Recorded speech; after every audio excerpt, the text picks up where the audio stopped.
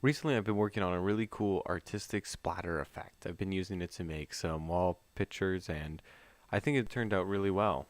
I have a Iron Man right now, which uses nice reds and golds colors to make the paint splatter, which I'm a big fan of.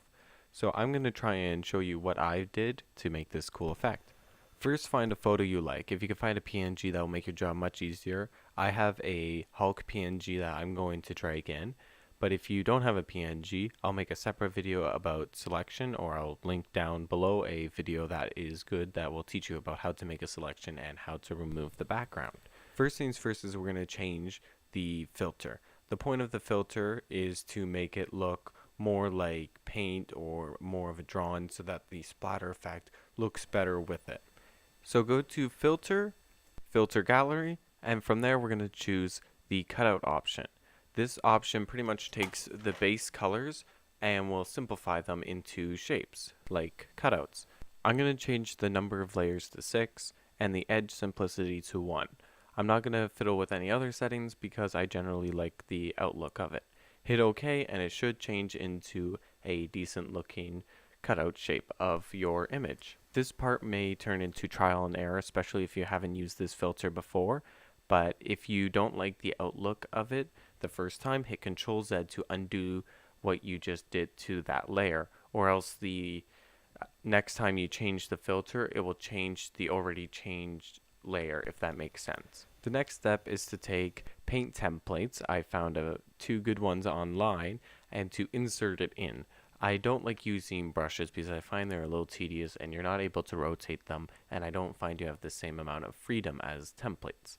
I only use two because I find for the space I actually use it in, it turns out great. But if you're using more space or you have a really long edge and you don't want it to look like a pattern, then I suggest picking up more than just two.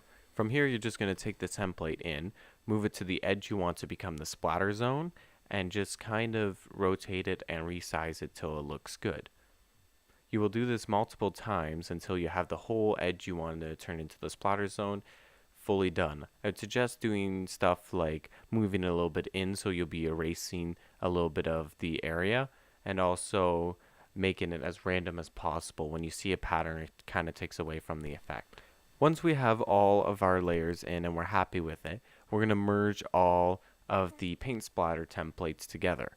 So what we're going to do is we're going to hide every layer except for the paint splatters. If you have a document like mine where I've already done a piece of Photoshop work, it's a good thing to have it in a folder. So putting your work into a folder is a great idea. If you don't do that, then it may be a little bit harder to do this part. Once all the layers you don't want to be merged is no longer visible, right-click one of the paint splatter templates and hit Merge Visible. This should have all your paint splatter templates go into a single layer, which will make it much easier for us to manage and for us to use for the future effects that we're going to put onto the original PNG. The next step is to create a new layer. This layer we're going to use a black paintbrush to trace out the rest of the image. I'm going to trace out the Hulk's legs and any parts I missed of his chest. The point of this is to get the rest so that when we do the selection, we can't affect any other part of the Hulk other than his upper arms so that we can create the paint splatter. When you're done tracing your image, take the layer you were just drawing on and hit merge down. That should merge it into the paint splatter template so that it's one solid layer. Right click on the thumbnail of the paint splatter template that we just merged down into and hit select pixels. This will select a perfect selection of all the pixels around it so that you can only affect those pixels. But from there we're going to hit Ctrl Shift I so that it inverts it and we're able to affect stuff outside of it but not inside of it. Click on the original image that we're going to work on.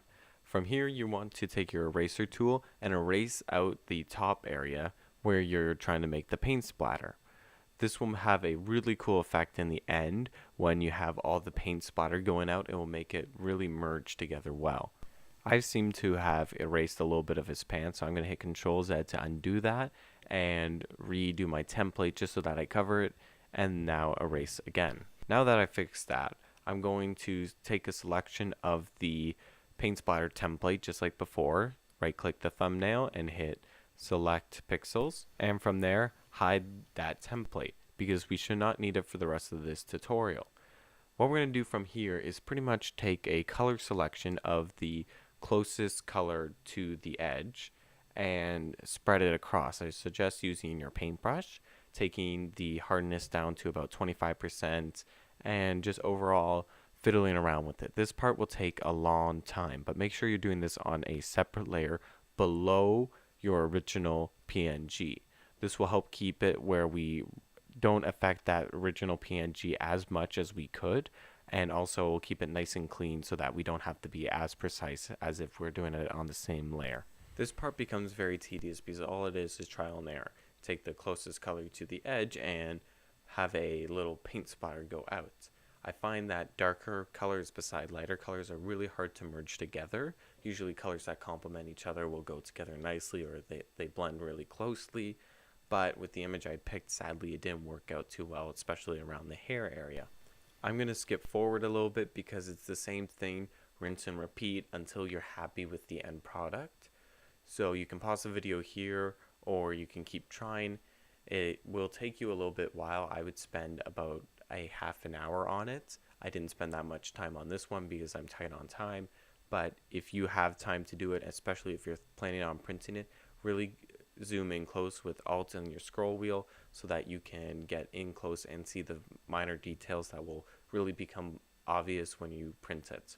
Here's what I was able to do with the Hulk, which is not a very good example. I was not too happy with it. I'm definitely more happy with the Iron Man effect. If you tried this yourself, I would love to see what you did. So leave a link to the image down below in the comment section. I would love to see all the awesome stuff you guys did, or if you did something different, tell me. Maybe there's a better technique. There's 100 different ways you could go about this in Photoshop, so it would be neat to see how you did it. I hope this was helpful and that you learned some new techniques through this. If you like this video, please consider subscribing. I have a really big video coming up soon that I'm very happy about, and I've been working on for a few months now, so hopefully that'll be good. So thank you for watching and have a good day.